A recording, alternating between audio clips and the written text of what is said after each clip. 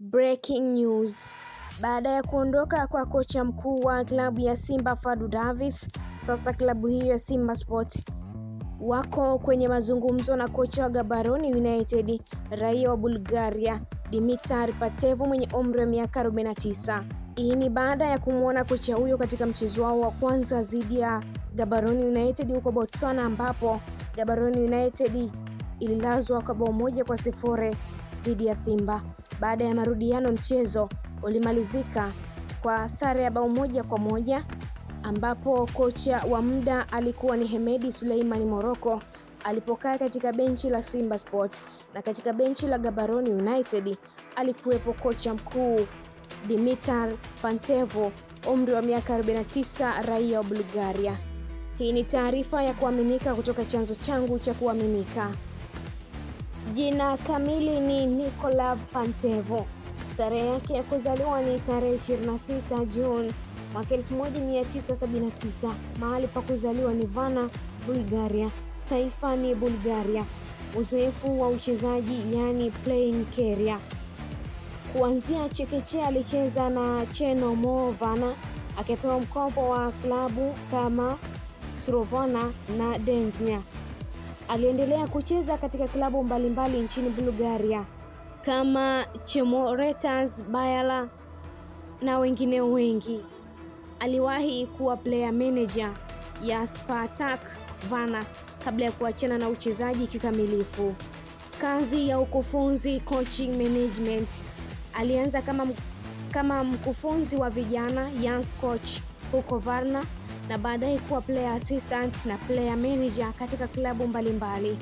Pia alifanya kazi kwa mpira mdogo ndani ya ukumbi kwa miaka kadhaa na kushika nafasi ya kocha wa timu ya taifa ya futsal ya Bulgaria, kazi ya Afrika, na kabla ya Gaborone United alikuwa kocha wa Victoria United Cameroon, ambapo alifanikiwa kupata ubingwa wa ligi kuu ya Cameroon Elite 1 mwaka 2023-2024. Pia alitumwa kuhudumu Orapa United nchini Botswana kabla ya kujiunga na Gaborone United. Kujiunga na Gaborone United, Dimitar Pantev aliteuliwa kuwa kocha wa Gaborone United mnamo Januari 2025, akichukua nafasi baada ya kutolewa kwa kocha aliyekuwa kabla yake, Pontosho Moloi. Mara alipotolewa kazi, Pantev alisema dira yake ilikuwa wazi: kushinda taji, yani makombe, na kuleta modern football kwa klabu. Mafanikio akiwa na Gaborone United. Katika msimu wake wa kwanza 2024-2025 aliongoza Gaborone United kufanikiwa kushinda Botswana Premier League. Kufanikiwa kwake kulivutia klabu kumshikilia na Gaborone United kumtaka saini mkataba mpya ili aendelee kuwa kocha wao. Mbinu na filosofia ya uchezaji. 1. Modern football. Pantev amekuwa akitaja mara kwa mara nia yake ya kuleta soka la kisasa, modern football, ndani ya Botswana, na kusema kwamba Gaborone United pamoja na Orapa United ndio timu chache zinazojaribu kucheza kwa namna hiyo. Hii inaashiria kuwa anataka mtindo wa uchezaji unaojumuisha kushambulia zaidi, udhibiti wa mpira na nafasi za mashambulizi zilizopangwa vizuri, pia uwepo wa wachezaji wanaotumia upande, yani flanks, kushambulia. 2. Mfumo wa uchezaji.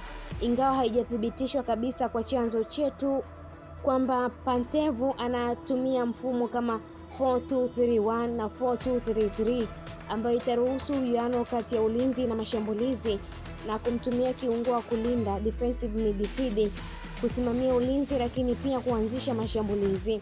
3. Mtazamo wa ushindani wa kimataifa.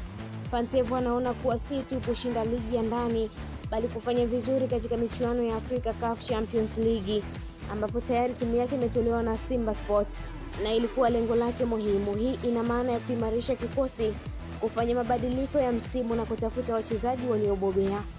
4. Bidii pamoja na nidhamu. Kocha na uongozi wa klabu wamezungumza kuhusu nidhamu na kazi ngumu kwa nguzo za mafanikio. Kuelewa kuwa msimu haukuenda bila changamoto, lakini nidhamu ya wachezaji na kuzingatia malengo yalikuwa muhimu.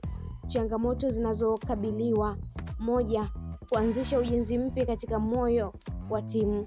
Pantev alichukua nafasi ya kocha wa zamani Pontosho Moloi na alikuwa na jukumu la kuleta mabadiliko ya haraka ili kufikia malengo ya klabu. Hii inahitaji kuhamasisha wachezaji, kuanzisha mtindo mpya wa mazoezi na kuteua kikosi kinacholenga kusimamia mfumo wake wa uchezaji. 2. Kukabiliana na michezo ya kimataifa. Michuano ya CAF Champions League ilihitaji timu kuwa na uwezo wa kucheza mara nyingi, kusafiri kushindana na timu zenye uzoefu mkubwa na usawa wa nguvu ya kikosi. Hii inaweza kuwa changamoto kwa timu ya ndani katika Botswana kwa sababu za rasilimali, ujumuishaji wa wachezaji wa kiwango na utayari wa kiufundi mbele ya ushindani mkali. Upinzani mkali ndani ya ligi.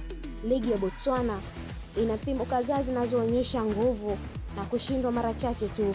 Kunaweza kutengeneza shinikizo, yani pressure kubwa kwa kocha na wachezaji. Pantev alikumbana na upinzani pale GU walipopoteza mechi chache ambazo zingeweza kuwapa nafasi ya kuongoza ligi.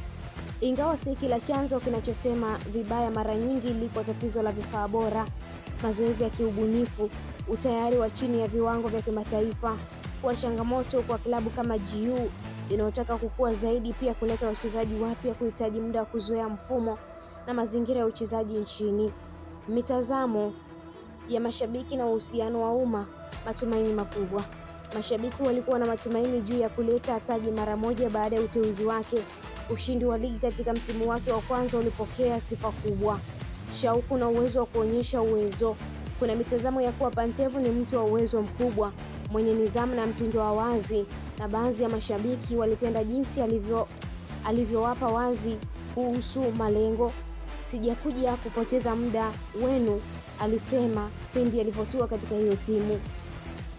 Kama ilivyo kwa kocha yeyote mpya, baadhi ya mashabiki walikuwa na mashaka kama mfumo wake utapata matokeo ya mara kwa mara, kama pia uwezo wa kuendelea kushinda katika michuano ya kimataifa. Pia kuna shinikizo la kutoa ushindi kila mechi, hasa baada ya mafanikio ya awali.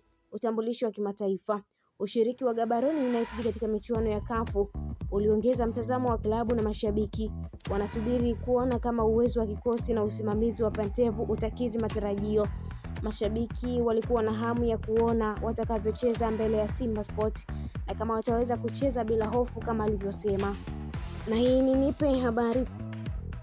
Na hii ni Naomi Sport TV. Endelea kutufuatilia, pia usisahau kulike, kushare, kucomment pamoja na kusubscribe channel yetu ili uendelee kufurahia taarifa zetu za kimichezo kutoka ndani na nje ya mipaka ya Tanzania.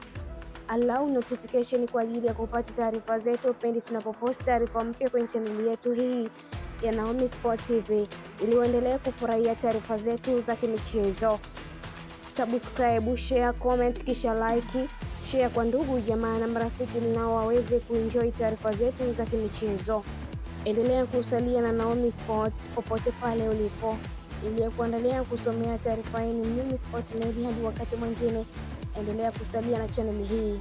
Bye bye na uwe na wakati mwema.